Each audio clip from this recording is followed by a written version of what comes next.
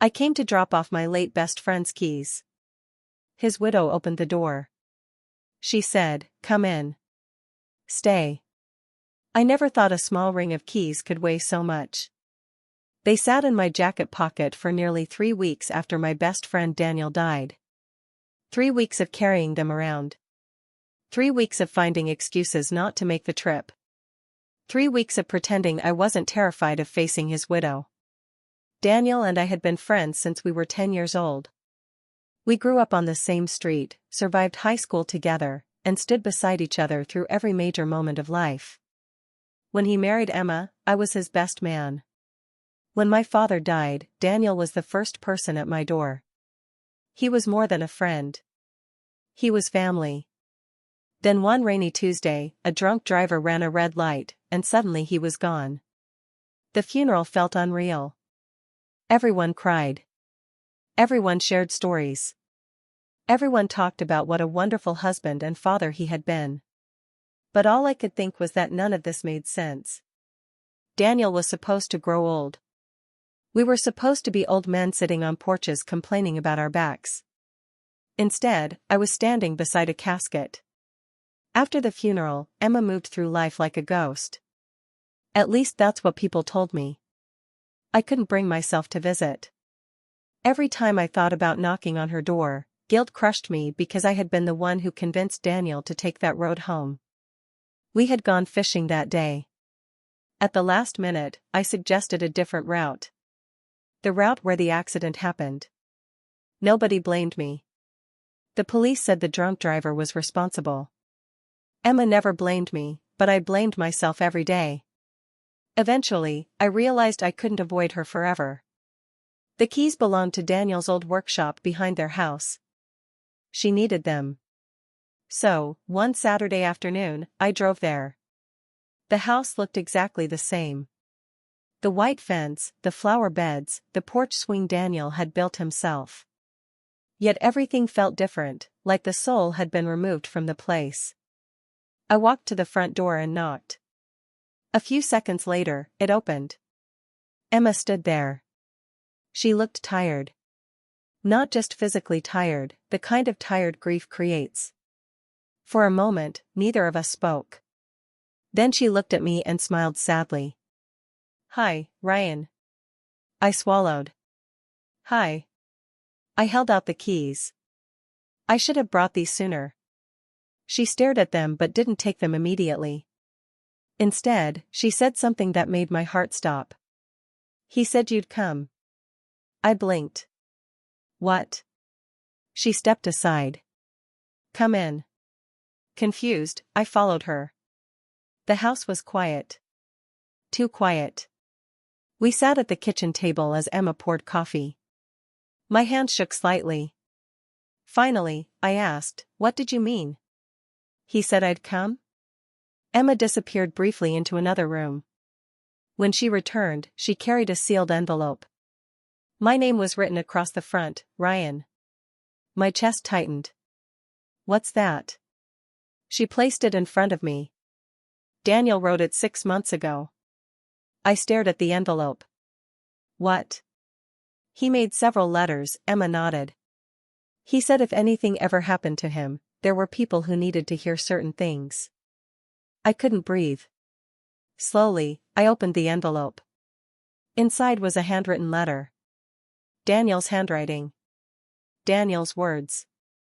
My vision blurred immediately. "Ryan, if you're reading this, then something happened to me. And if I know you, you're carrying guilt that doesn't belong to you." I laughed through tears because he knew me that well. The letter continued, "The accident wasn't your fault.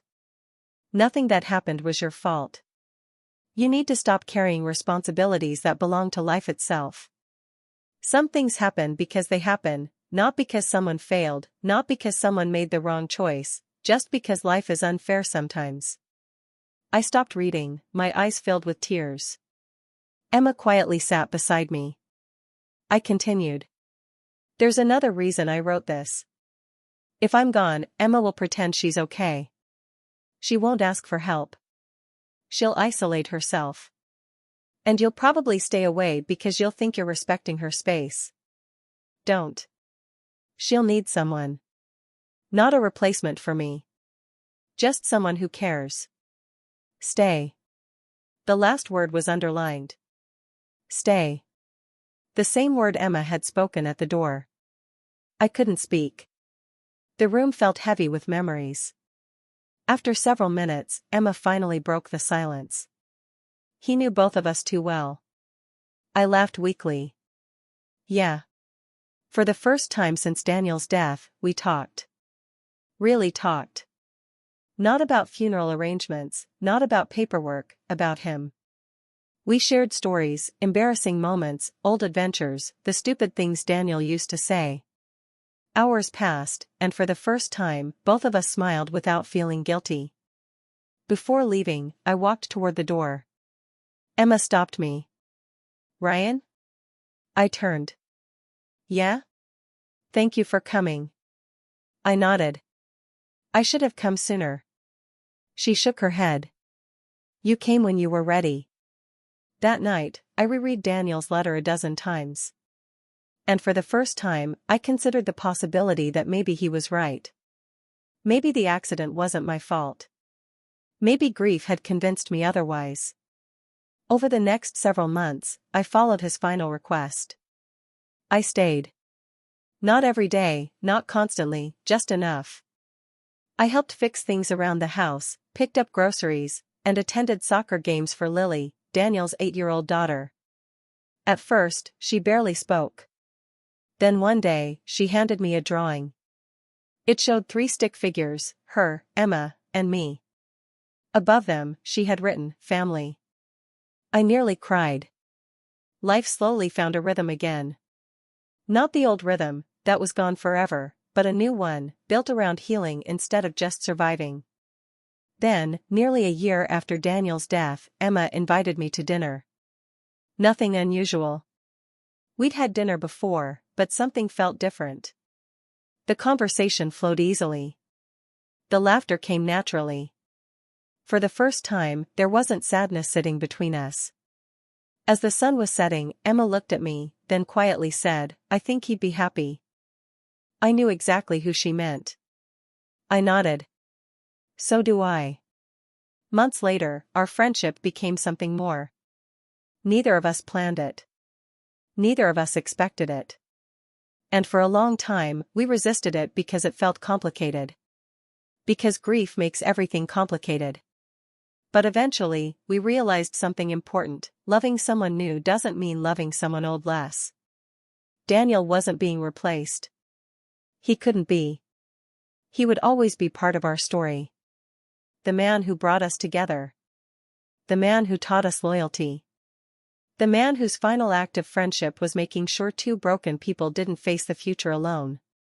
2 years later, Emma and I stood together in the same backyard where Daniel once grilled burgers and told terrible dad jokes. Lily stood beside us holding flowers. The evening air was warm, and above us, hanging from the workshop wall, was a framed copy of Daniel's letter. People asked if it was strange, if it was awkward, if it was difficult. Sometimes. But mostly, it was beautiful. Because love doesn't end when a person dies. It changes shape. It becomes memory. A presence. A voice that still whispers when you need it most. As the stars appeared overhead, I looked at the letter one final time, at the single underlined word that changed everything. Stay. And for once in my life, I was grateful that I listened. If this story touched your heart, please give it a like and share it with your friends and family. Don't forget to subscribe to the channel for more emotional and powerful stories like this. What did you think of Ryan's choice? Let me know in the comments below. Thank you for watching.